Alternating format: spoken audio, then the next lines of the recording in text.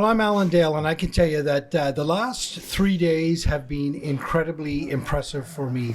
Of course, I've had the great pleasure here at Gale Force Winds to be invited into what I think is one of the most impressive shows I've ever been at. And the reason it was impressive is because of the people that were in that room. So sharing, so caring, everybody wanting to make a difference. And of course, I'm talking about the National Association of Career Colleges and the Career Colleges of Ontario. Those folks coming together, sharing ideas, collaborating, all for the benefit of all. Of course, where I come in the east coast of Canada, we have an expression, and it says that a rising tide floats all boats. Well, that certainly happened right here in Toronto, Ontario.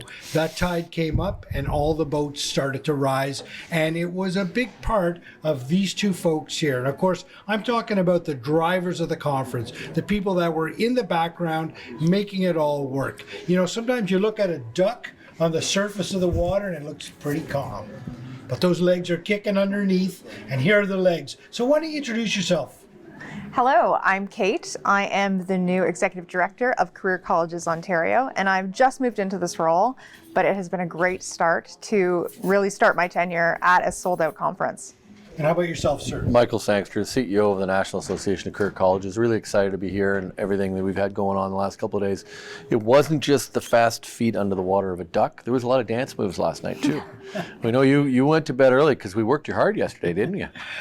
330 people or so showed up, a sold-out conference. You had colleges from coast to coast to coast, colleges from every province, colleges that were deep into our country, people that are touching the most remote parts of our country. But not only did you have the colleges here, you had vendors here, you had suppliers here, you had partners here, everybody growing this ecosystem. And to a person that I spoke to, they all said it was the best conference they were ever at. Talk to me, Michael, I'll go to you first. Talk to me about the importance of having an event like this where everybody can share their ideas. Yeah, it was really, really, really good. We themed it Stronger Together because it was about the two associations working together, but actually it ended up being Stronger Together because it was about everybody working together. And like most of these events, there's the rooms and there's the speeches, but it's what happens in the hallway. And I saw people coming together talking about issues that are of concern to our sector, and talking about building curriculums together, building programs together, making sure that we meet the needs of students that come into our institutions who just want to get back to work and be productive. And you could feel that energy actually in the crowd today. And from the Ontario perspective, how did you feel it all went? It was amazing. Because I mainly work remotely, it was such a privilege to be in the area, with everyone's energy, but really getting to learn quickly from their experience, hear what is important to them, and then also see what we can do, like why, if there's something we need them to do and they're not engaging, what's holding them back, and how can we as an association more clearly communicate to them so that we can hear their issues and values. So it was really powerful just to be in the same space, which is something that, it's 4 years past the pandemic, but we're still just getting back into that swing of being together.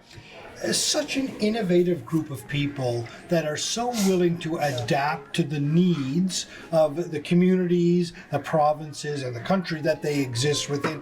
Talk to me about the importance of that innovativeness in education at the moment. Michael, to you. Yeah, well, you just see by the amount of sponsors that we had that came together to talk about technology. And I could see two vendors working together with a college talking about how to integrate two solutions to help them do something better. And I got involved in a great conversation this morning with a couple of them talking about the admissions process and how to make sure that personal touch while that college gets bigger is still in place when they admit someone into the college. And sometimes you're talking about online working remotely. We're enrolling people remotely now, but how do you get that human connection into that to make sure they still feel they're part of something? It's an interesting thing to watch happen. You know, everybody that I spoke to, they spoke so eloquently about how their college was a big tent. Everybody was welcome. They made it easy for people to learn. They made it enjoyable for people to learn by putting instructors in front of the people that had real life experience. And then, of course, they're all focused on making sure that that person gets a job. Tell me what is in this secret sauce that this is a sector that is so inviting and so welcoming, and they're looking at education so differently, so holistically from start to finish. Talk to me about that. Well, I think it really comes down to passion. That was something was really palpable. Well, we had everyone together. And I think that really sets everyone apart. Everyone's strongly connected to why they do. And I feel like they really do service people in their communities, but they also service these people in a unique way, where there's a lot of headlines and news surrounding public colleges, but they do have a different approach. They have a place, but they have a different approach. And exactly what you said. It's a more holistic approach that we tend to offer to people in our community, and it's really fueled by passion. You know, and every conference, every show, you require, a little bit of fun in the mix too, right? I mean, you can't come to these things and be talked to for 3 days. And this show had that peppered in there, When you see people in the morning, they're friends. They're not just co-workers, colleagues, competitors, or whatever the case may be. They're friends. Talk to me about the importance of that in this sector, that everybody gets along. Yeah, it is important, and they get along because they're all entrepreneurs and they've all got skin in the game. They've got their own money at risk, and that's what's lost in the public system sometimes, is that's what our members do. They invest their own hard-earned capital. They take risks. They put their houses on the line to get these colleges going. So there's a camaraderie to that. There's a feeling to that really comes together. And so we like to make sure there's a chance at night to blow off a little steam too and have a little fun. And we did that last night with Sean McCann from Great Big Sea. But they need that to have that moment of getting together. But that's actually where the work gets done too. When they have a little fun and all of a sudden a partnership develops too and they figure out a new way to do something. I was struck by the people that showed up, the people that were speaking, whether it was Peter Mansbridge and his lens on the important work that you do. I saw the Canadian Navy in there taking a great interest in the very things that you do. You're waking people up to what the community colleges are all about. And on that note, in your words, how would you describe one of these career colleges? What separates them? I'm going to go back to my previous answer, which is passion. Someone spoke this week and they said, we cried when someone failed a test because we really felt that for them and we had put so much time and energy and we really want them to succeed. And I think it's that personal connection and that passion that really sets them apart. Oh, can I add a layer to that though? Because Kate's bang on, but for me, it's that connection to the employers.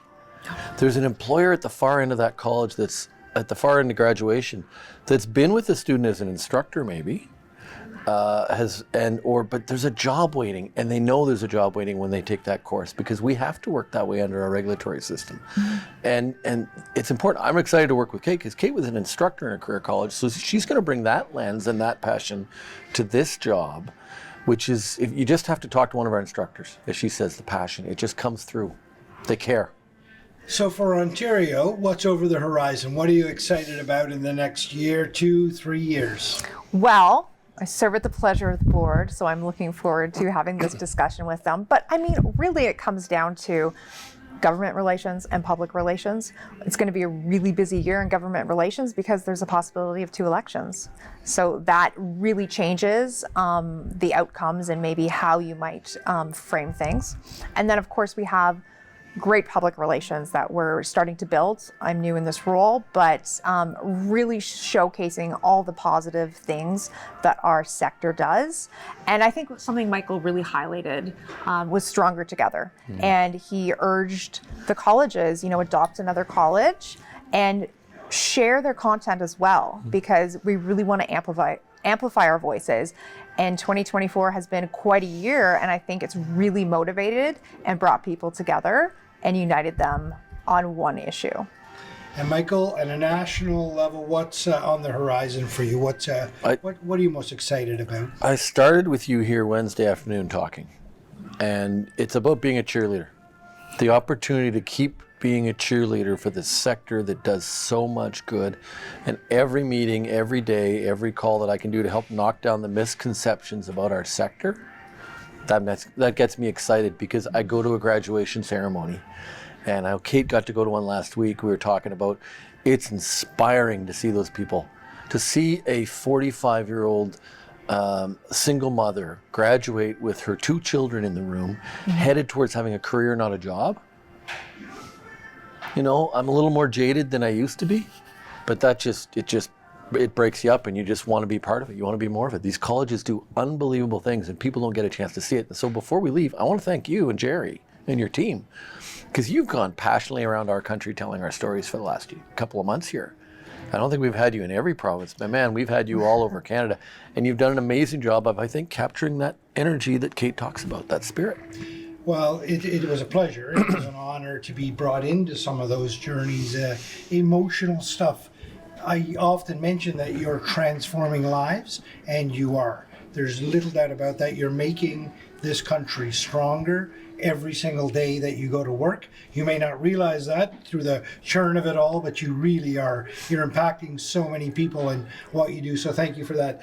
All of this stuff doesn't happen, folks, without a steady hand on the tiller, pointing us in the right direction, getting us into that, through that tumultuous water and over the horizon. So thank you both for your leadership. We very much appreciate it. It's a pleasure to be here. Pleasure to be here, and I'd be remiss if I didn't mention Opulence Education Group that allowed us to have you here doing all this for the last couple of days, because it's been powerful. It has been. Stories matter, and that's a Gale Force win. Thank you very much. Oh, we get applause too. We get applause.